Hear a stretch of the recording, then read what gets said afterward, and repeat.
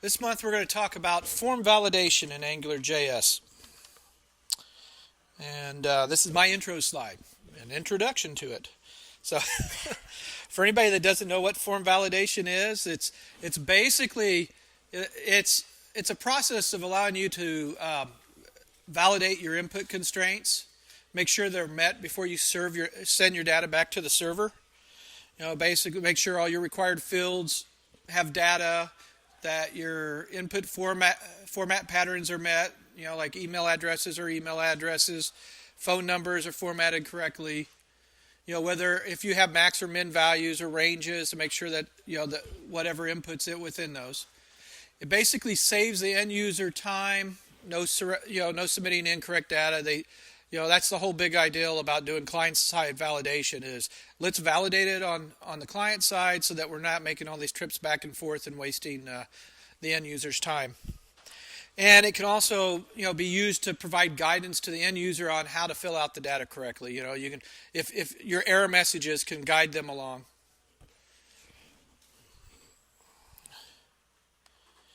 This is probably the biggest, most important thing you'll take out of this, I hope, is that form validation on the client side does not mean you do not have to validate your data on the server side. So let me repeat that. Form validation on the client side does not mean that you do not have to validate your data on the server side. So always validate your data that's received from the client. And we all know why, because people can, send you bogus data as well. So you should always check your data on the server side, no matter what. I think this will be the most important lesson you'll learn today. We'll go over the basics of AngularJS validation. So we're going to start off with the very basic thing, and that is the form element. So Angular has basically built a directive that takes over the form element. And as long as you provide a name in the form element, you can actually access that in your scope, so you can do whatever the name of your form is, like, register form dot is valid or dot is dirty. Also, all your input fields have to have a name attribute if you want to work with them. And basically, the ng model attribute will then add additional attributes onto your to the form, or that will basically show if the field is dirty or pristine, or whether it is failing on a pattern match. If you do not want HTML validation, which can be some problems because what you get into is a fight with AngularJS and the browser over the validation. If you put in the attribute no validate in the tag, then the browser will step back and let AngularJS do all the work. So that's the basic. Just remember a form. In order for validation to work so that you can get things like your little green pop-ups and disable buttons and stuff like that, you have to have a form element on the page. And in order to reference it and deal with it in the rest of the code and that, you've got to give it a name. And then if you want input fields to actually be validated by the form, and to actually, you've got to basically add a name in the input field as well. So when you say HTML5 validation, you mean like the native validation that's built into Yes. browsers? Yeah. What we're talking about here is native validation. So all the browsers, they have some validation in them. And the other ones that are supporting more of the HTML5 standard actually will do validation on email addresses, web URLs, phone numbers, stuff like that. So if you want to turn that off, because they can get in a battle, and what will happen is the HTML5 validation will fight with AngularJS over who's validating what. And so you'll get duplicate messages. So this way, if you use no validation in the form tag as an attribute, then that'll turn it off. Turn off the native validation off. Yes. Input field must have a name. Okay, so Yeah, a name attribute. Yeah, name equals first name. Name equals last name. And I'll show some more examples later when we actually get into it. But what that'll do is the ng model controller will then look for the form up the tree, and it will actually add that to the form controller's properties. And so then you can access it based on, in your code, scope dot form name dot input field name dot $ error, and look at different things. And we'll get into a little bit more detail.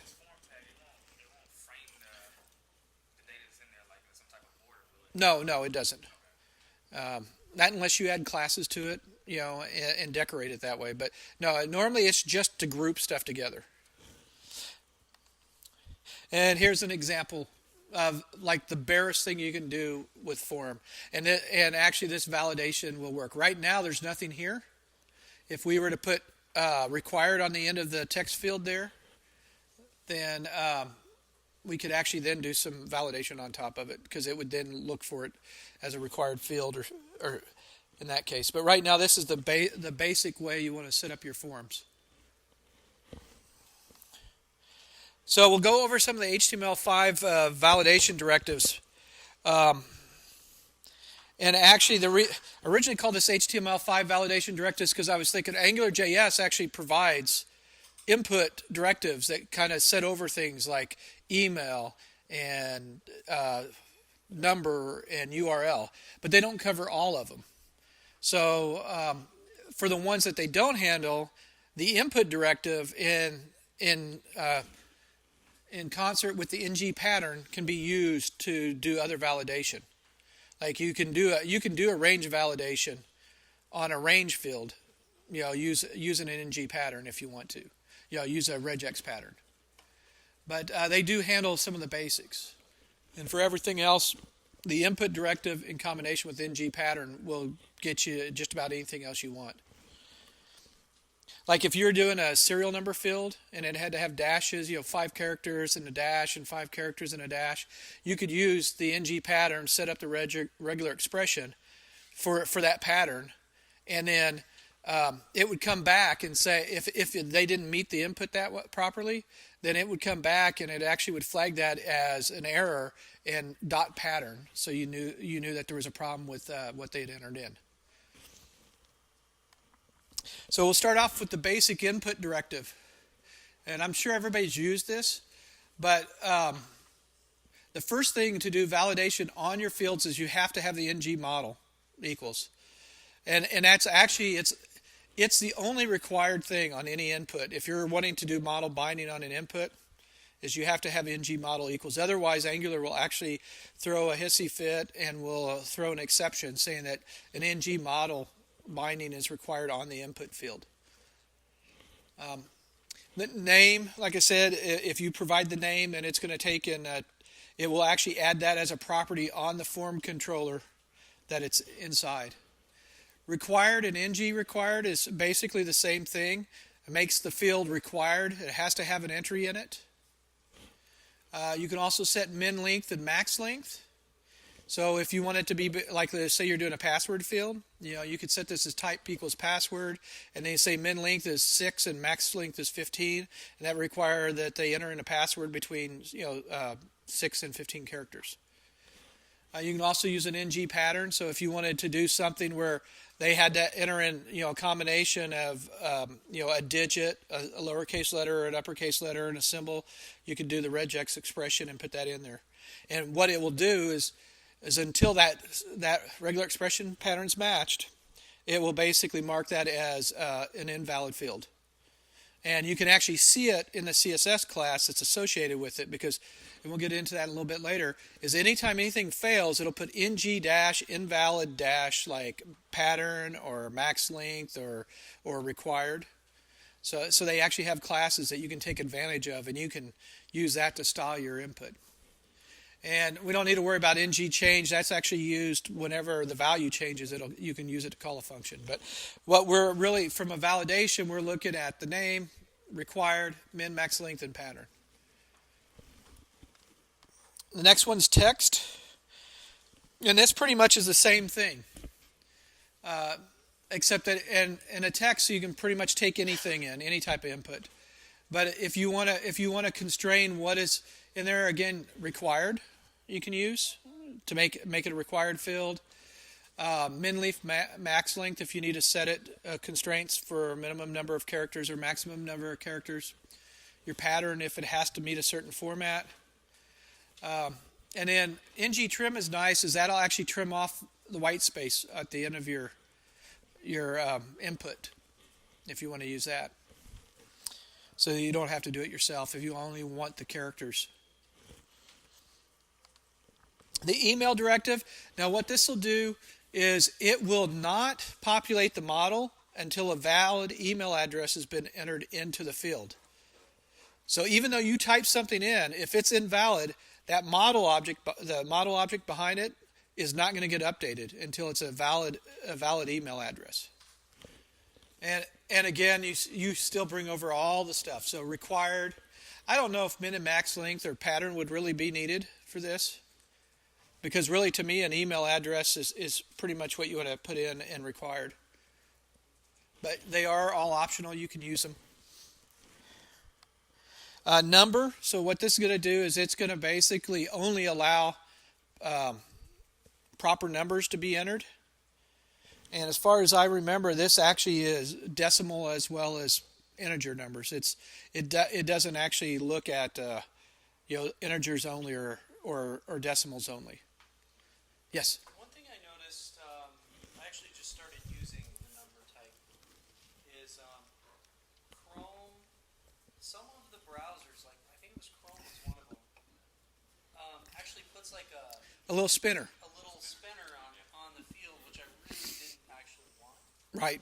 If you overrode their validation, would it affect that spinner? No, that spinner shows up because that's actually part of the field definition as to the HTML spec. So that little spinner, if you want it to go away, you're better off using a text field and then using a regex expression or the ng pattern to limit it to just digits. Yes. I'm not sure. You're probably right. There probably is a way to do it, but I'm not sure off the top of my head of how to hide the spinner. But yeah, you could get rid of it. The nice thing about like email and number is on the mobile devices, they actually show different keyboards. So if you have a number, if you use the number type, it will show up a number pad, versus a normal keyboard. Which is the main reason I put that in. Now, if you notice, the number also uses min and max, so you can actually set a range for what your min value in the field is and the max value in the field. So that's another thing you could actually utilize out of it. I really have not tried it with floats. I don't think it would. I'm assuming they're probably not doing that much of a check on it. Would I go too far back, I guess? I'll have to look up for you. When we take a break, I can find out for you.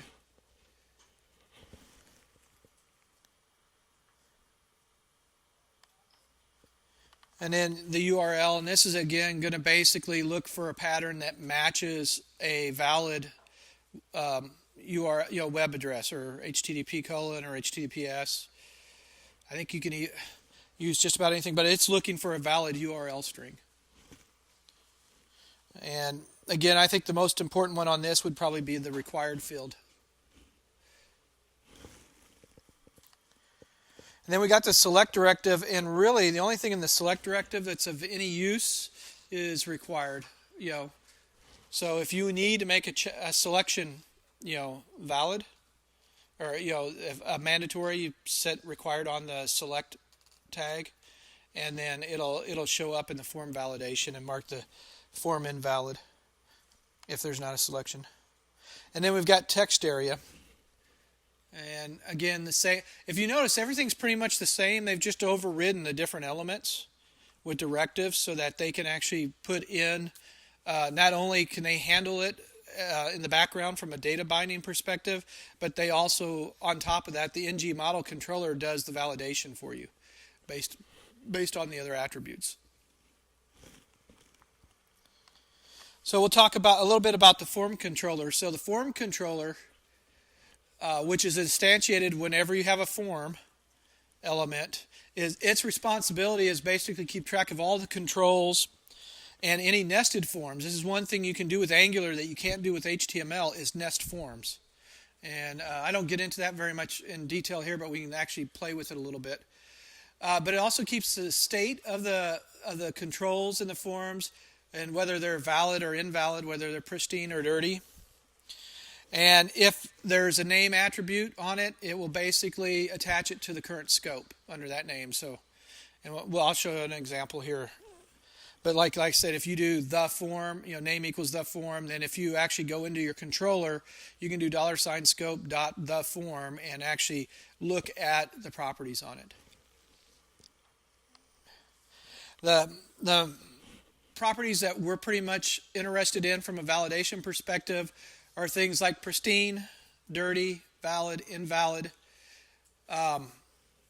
Pristine, nothing's been interacted with the form. It's in a pristine state. If somebody's interacted with it, it'll set it to dirty. So all you got to do is basically click in a field and it'll change it to dirty. Valid, if all the forms and the controls are valid and they meet the criteria. And then invalid if at least one doesn't match. And I always get bit on this because I'm one to do a lot of cut and paste when I'm doing forms. And I'll eventually leave a required in a field that I didn't want to be required. And I'll be searching around trying to figure out why the form's invalid. And you can also use these. So a good way of using this is if you want to disable the submit button, you can use the ng disabled equals, and you can say form name dot invalid and form name dot dirty. So if it's dirty and it's invalid, then disable the button. And in that way, you don't have to write code behind in the controller to check to see if all the fields are populated properly. You can use the form validation in it. And I've got examples when we get into the demos. I'll show you examples where I'm doing that. The other thing is that you get a hash table of all the errors on the form. And so $error, and what it is like if you want to find out all the ones that have, let's say, that were required, you do form name dot $error dot required, and you get an array back of all the fields that are invalid because they don't have data, or if they did, or dot pattern if you want to see the stuff with the pattern. Does it give you the name back? It actually gives you an object back, so it gives you an array of the controls. So you actually get objects back of the controls that are failing.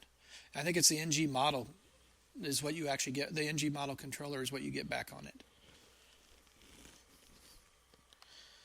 And then the form also provides CSS values. So it decorates itself with these CSS values based on the state of the form. So you've got ng valid. So if the form is good and valid, it will add that class to or that CSS class to the class attribute. If it's invalid, it'll set the form invalid. And we'll play around with that a little bit. Right now I've got my sample app set up that because the ng model controller does the same thing on the fields. So that if it's an invalid field, it turns the background color of the field to red. If it's valid, it turns it to green. And we can do the same thing with the form. We can set the form background colors different if we want to. Of course, it looks pretty ugly when you have a big red form. It looks like somebody came by and butchered your web page. And the other thing is you're usually going to use a combination. If we go back over here, let me go back to this previous slide. You're normally going to use a combination of these properties, like invalid and dirty, because there's no reason, the form could be invalid to start off with, but if nobody's ever interacted with it, it's still pristine, there's no reason to show error messages, right? And so you can use that if the form is dirty and this field is invalid, then I want to do something. Or you can even leave it until if the field's dirty and it's invalid, then do it. So there's different combinations that you can use between the ng model controller that's on the input field and on the form. The other thing is that it validates with every keystroke. So when you start to type something or you click on a field, you'll automatically see stuff start popping up because as soon as the form turns dirty, and everything else is invalid because it's empty, you'll see stuff pop up. And you'll see an example of that, and we're going to change it so that we're waiting for the field to actually be dirty instead of the form. So I've actually intentionally left code in here that doesn't look all that great, and you get error messages popping up when you don't really want it. But it does lead to a problem if you do want to kind of hold off your alerting till after the field, after like on blur, like we would normally do with jQuery. And there is a way, I found it in the Angular groups, where they overwrote the input directive so that they basically waited to do the model validation on the on blur instead of on change and on key press. Because that some people say, well, I don't want it to pop up until we move from the field, and that becomes a problem. Because by default, Angular, as soon as you start typing something, the field's dirty, the form's dirty, and if it doesn't meet the constraint, it's going to be invalid, and your message is going to pop up. So if you literally just took your mouse and clicked into a field, gave it focus, and then moved it away, that form's dirty? That form is dirty.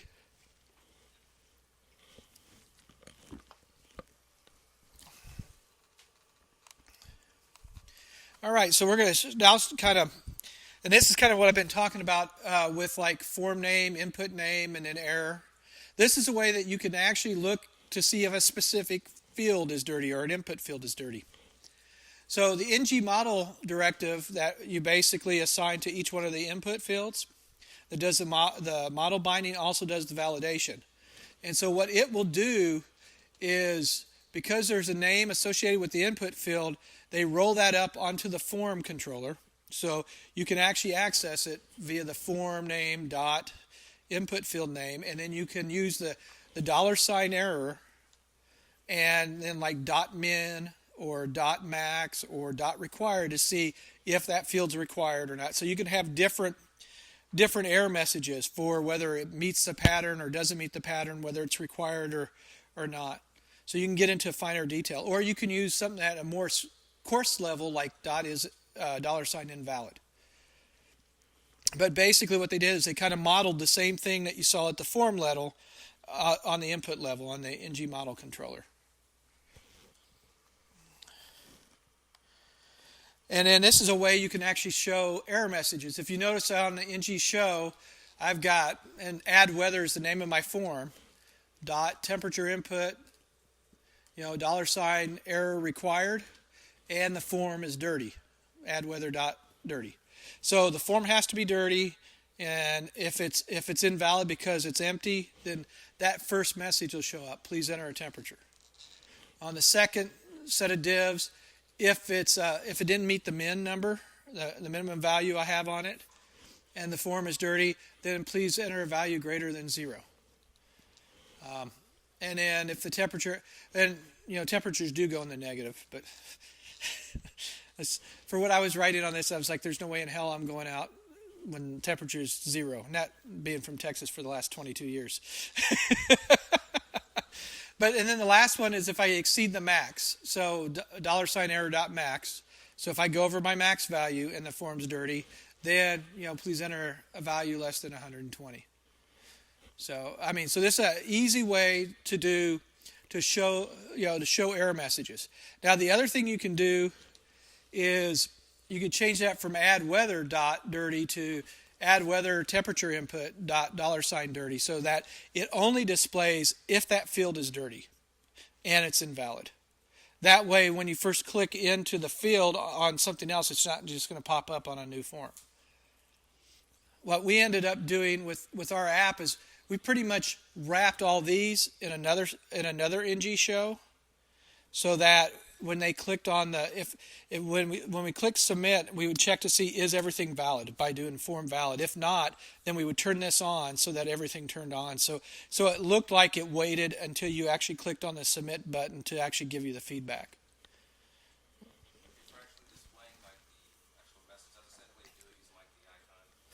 You can do it that way, or you can, if you're using Bootstrap, you can actually do an alert if you want to throw it in an alert as well. This was just something I did real quick to just put to put a little warning sign to catch. And it's an ugly looking warning sign.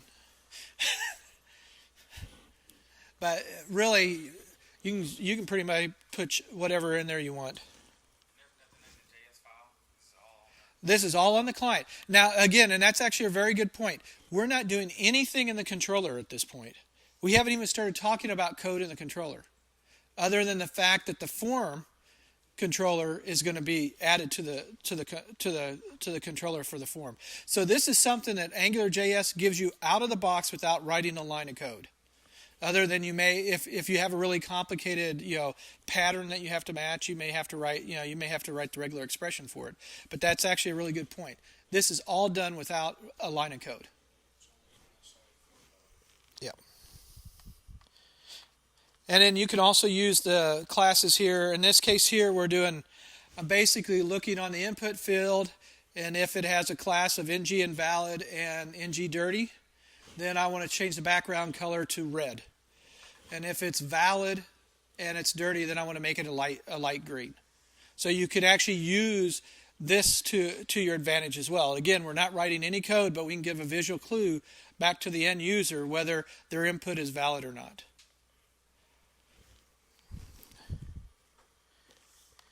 And I guess we're going to get into a demo now. So I'm going to sit down. I'm going to bring up a little app here that I've been playing with. And like I said, this month you guys get to learn about the ins and outs of cooking barbecue. We'll put it that way. There are people that go to great lengths to track what they do when they cook barbecue. So this is my little barbecue cook log. And so what I'm using here is Angular UI's UI calendar directive, which wraps the full calendar plugin for jQuery. And we get some really nice like month view, week view, day view. We can skip between months. We can jump back to today.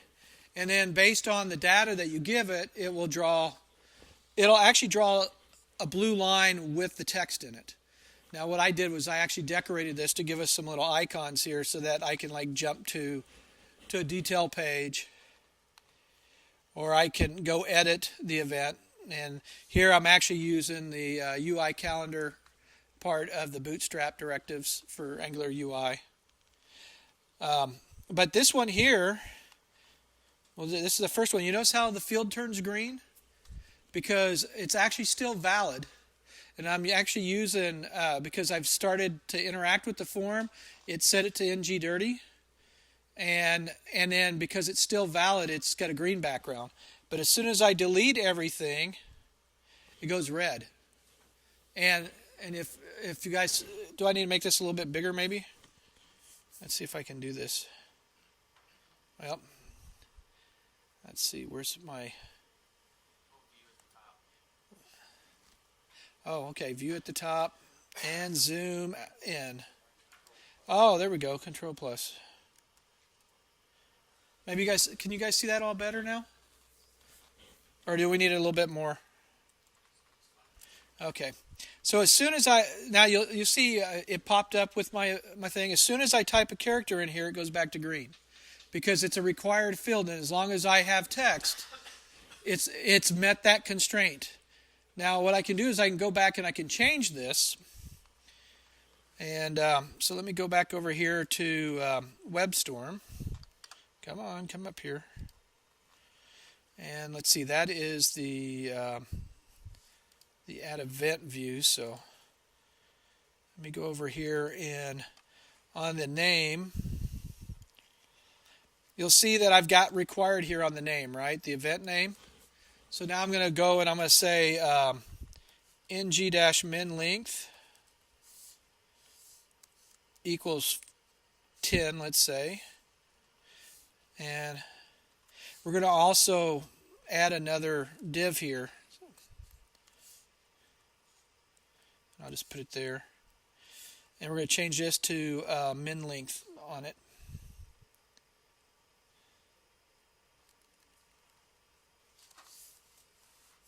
I think it's going to be min length like that, but we'll try that first.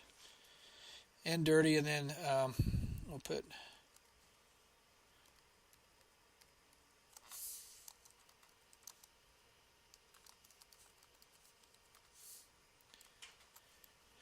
So I've saved it, and you'll see it shows up there. Let's go back to our. I'll go over here and edit it, and let's cut it down to 4 characters. Now it's invalid, but I don't think I've got the right thing in here. And this is where having the Angular. Oh, come on. Let me. Thought I didn't inspect that element there. Let's see here. Apparently, I'm not going to be able to inspect my element with that.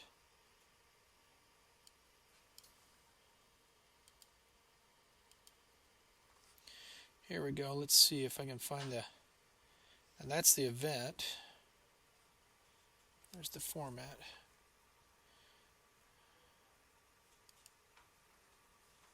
Okay, so here's the form controller. And if we look at the error, this is the hash table here. So see, it's min length all is one word, so I need to just change that to min length, and that'll fix.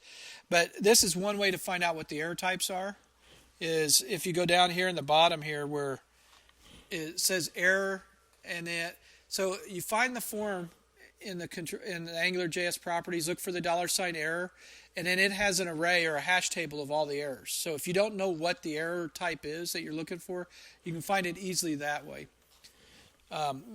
This actually gets real important when you start doing custom validation directives, because it's usually going to be some form of whatever your validation directive name is. So let me go back over here and we'll change this to min length instead of min dash length.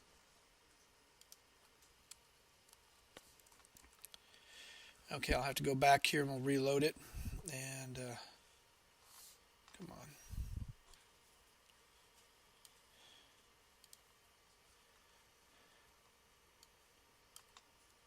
So now it says please enter at least 10 characters. So we're at 4:10. So as soon as I hit 10, then it comes back. So let's see. I don't think any of these actually have anything. So let's cancel out. And then let's go look at, I've got another couple of these here. So this is kind of what I want to call it. So like here's weather, and I'm actually using the min and max on this. So let's look at the inspect the element so you can see what the...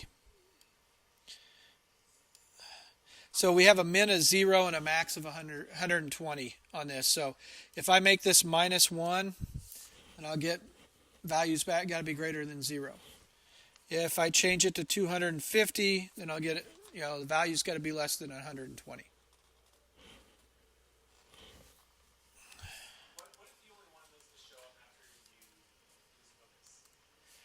So in that case, if you want it to happen after you lose focus, you're gonna have to basically create a directive that actually does the ng model validation on blur instead of on change and on key press.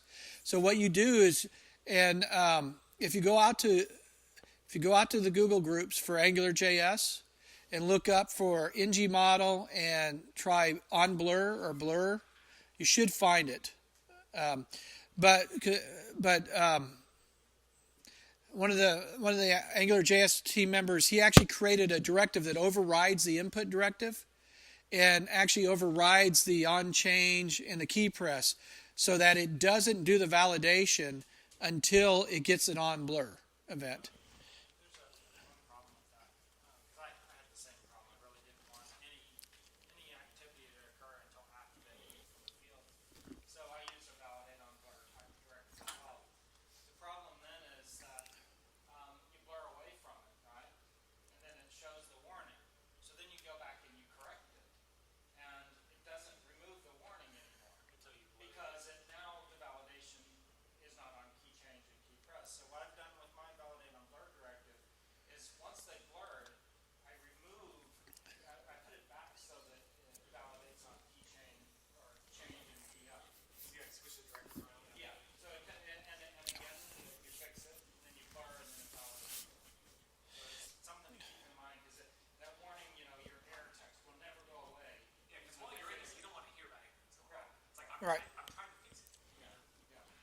No, and that's actually a good thing. What I would love to see, and I don't think anybody's done it yet. I mean, they've done it for UI directives, but there needs to come up with a good library of validation directives because stuff like the on blur, like he's talking about, have somebody working through that problem of I, I don't want it to show up until I lose focus, but as soon as I gain focus again, I want to hide it or I want to turn it off until I lose focus the next time. It's those are type of things like I want to make sure that two fields don't that match. Like you do the password and the confirm password, or the email and you confirm your email. It's really nice to have a single directive that does that for you. Instead of I need to put in here if dot password equals dot confirmation password and show this error message. That's kind of a waste of time. It's much better to create a validation directive. Same way if you're looking for like a unique email address out of your database or a unique username, things like that. So I guess it's time to start up a GitHub library of like Angular validation, directives or something. But there are these problems that you go through, and I mean, to me, the way that Angular does stuff is great to me because I don't care if it shows up because I'm typing and it's incorrect. As long as when I leave that field it's not there, then I know I'm good. But there are a lot of people that's like, oh, well, that's just not, from a UI perspective, it's not right, and so I can understand that people ever want to have it differently. But so if you start up a GitHub, project with that, I've got several directives to add to it. Okay, let's go to some other ones. I don't think I have anything that is. I did want to show you the. Let's go up here. I want to look at the save button here because we were talking about disabled, and I don't. Let me see if I can make this bigger too. There we go. Can you all see that underneath there? What I have highlighted? Add weather.invalid with ng equals disabled. So what that's going to do is it's going to make that button unclickable until your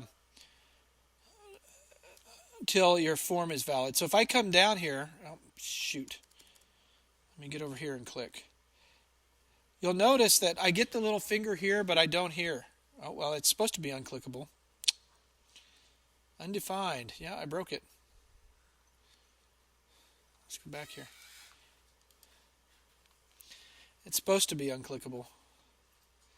I guess because I changed this. Let's go back and look at my controller here. Yeah, okay. You notice that's an A, right? You can't disable a hyperlink. So what we need to do, and this is add weather log. Let's go over here to add weather log. And let's change that to a button.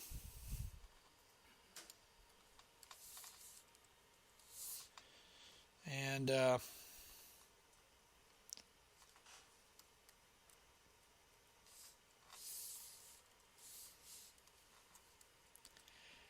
now if I refresh this, he's still the same, but you'll notice that he's not submitting this time, right? Let me go back and we'll start this again. I want to bring this down. Oh, come on, you. Okay, let me refresh and then we'll start again. Come on. There we go. So we'll go back to our weather here.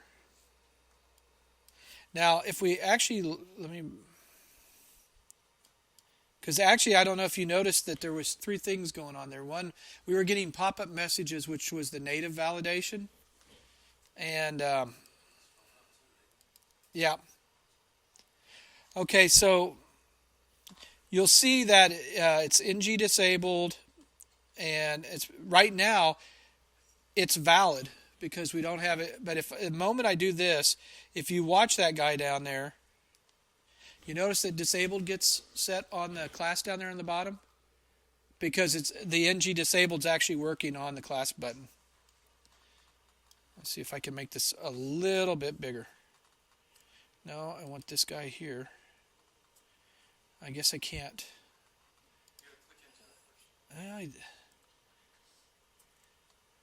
Okay, you can. There you go. So as soon as I type in a value here, right? Now it goes away. Now what if I change this and put a letter after it? Oh, hey, it's not a valid number, right? It went back and it disabled it again. So this is where the ng disabled and the form dot valid, invalid comes in handy. Now, if I just go over here and click on this, we're not getting anything now. But as soon as I put a number in there, which we'll go back, and now my temperature is 2 degrees. Although it says it's undefined. But we're 2 degrees and calm. So that's how you can use that form, the form properties, to basically enable or disable buttons. Now let's see what else I have here. Don't have much more than that. I mean, let's look at some of these other. Okay, we were talking about how as soon as I go into the form, it shows up error messages. So let me go back over here and we'll start a new one of these new cook logs here, and I'll click on last Saturday. If you notice, as soon as I click anywhere in this form, we're going to start getting error messages pop up. Well, I guess not. Maybe not on my mother's Mac, but here. There we go. I changed the value. So finally I changed the value. You notice this will automatically pop up because I changed the value here. So if we want to change those from just when the form is dirty to just when the field is dirty, then what we'll do is we'll go back and we'll modify this on the add event. Here, let's see.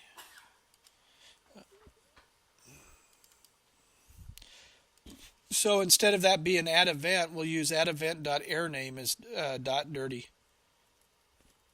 So we'll just copy this guy over here.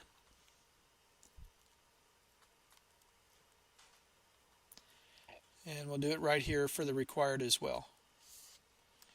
And then let's see, I think that's the only thing that's required in this.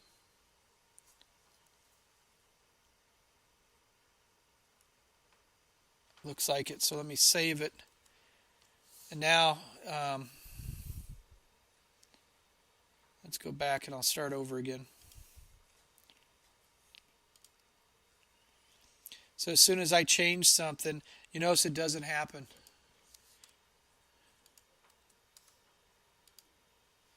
But as soon as I enter, I start getting it.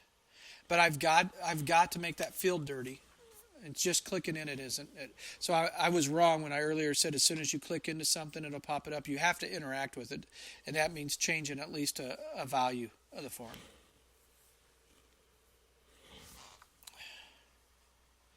The majority of stuff I do, like if we do an email address, so here's two examples where I've got email and URL on this. And let me make sure that I did put those as the fields types. So yeah, this is a type email, and this guy here is type URL. So if I go in here and I type in, A at B, it's going to be red. And it's not going to update that model in the background, even though I have A at C. If I put A at B.com, as soon as it becomes a valid email address. But if I do B.C.com, that's still valid. Now, I don't know if .D.com. So in this case here, their email validation is as long as it's some valid subdomain structure, you're good with an @ sign. And I can't remember, David, I know you did a lot of research on this. Is it they're just looking for the @ and the .com, or are they actually doing a true regex validation on it? Okay.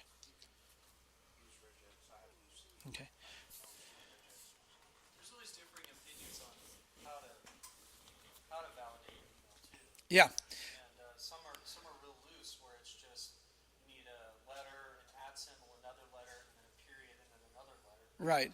And then some are more complicated where they do the TLBs. Oh God. The original, I think the biggest one I've seen is 4K in size, which basically accounts for every top level domain, every secondary domain, and I was like, you got to be kidding me! This is ridiculous. To have a regular expression that's like 4K in size, it takes just as long to parse that as it does to validate all those combinations. We're using what I think is probably about 30 characters long, which seems to hit everything that we run on. And with over 5 million users, that seems to be pretty good. But every now and then you're going to get somebody that says, "Oh, hey, you know what? Our mail server will allow first dot, last dot, middle initial, whatever." And they'll come in some really weird thing, and we'll get complaints about that, and then we'll have to go update it. But I mean, we haven't had nearly the problem as we did before. So you notice file colon whack whack doesn't work in the URL. So let's try mail to and see if that works. AngularJS source code has email regular expression validation. Okay. Okay. Yeah. In the source code, there's You know what I should have done? Okay, so that works. So now let's try FTP. Let's try file. That doesn't work. Let's try FTP. FTP works. HTTP works. Mail to, nope. What's another protocol? Okay, well, yeah, FTP works. So it looks like it's only looking at web URLs. It's not looking at a valid. Pardon? Yeah. I'm trying to think. SNMP, right? No, that won't work. SMTP, no. So, yeah, it looks like it's just the normal web-based URLs that they're looking for. So Angular also requires HTTP. I mean, No, you that's just put www.google.com. well. Let's see if that works too. So I know I played around with the validation and some of the native. Yeah, that's exactly what. The last time I played with it, the native validation does the same thing. Yeah, and I think that's With the HTTP. because that is the way they did the spec, right? And so they're matching the spec. The spec. If you go out and you actually look at the HTML5 spec, they actually said this is valid, this is not valid. And I think they do that on purpose so that you can use that for a link or something. But hey, it happens. So that gives you a good example of everything. I'm trying to think. I did put a reference slide up here. So the first thing is chapter 5 in the Mastering Web Application Development with AngularJS goes into all this in great detail. And one of the things that we can look at after this is forms inside of forms. That's a little bit more advanced. But what happens is when you have a form inside of a form, it will actually roll that form up as a property of that form. So anything in the embedded form, if it is invalid, it will invalidate the parent form. So you know that something is wrong.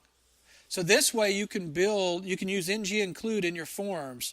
So like let's say you're doing password or you want to do password validation or something, you can basically take that section and build a form with that information in it and then roll it up into another form and then into another form. So it'll just tack on up to it.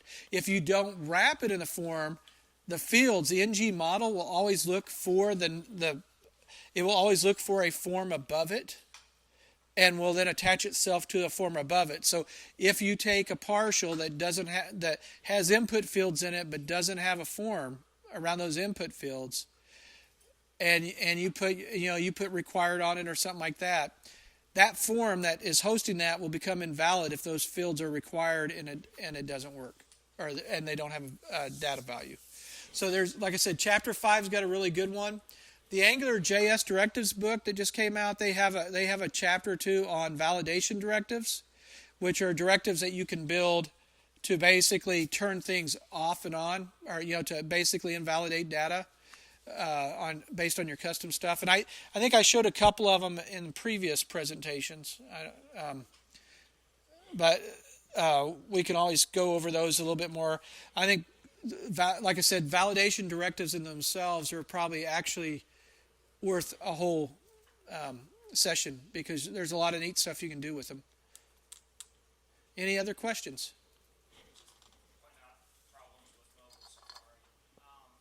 Oh, other than it's mobile Safari, you want to point out other problems?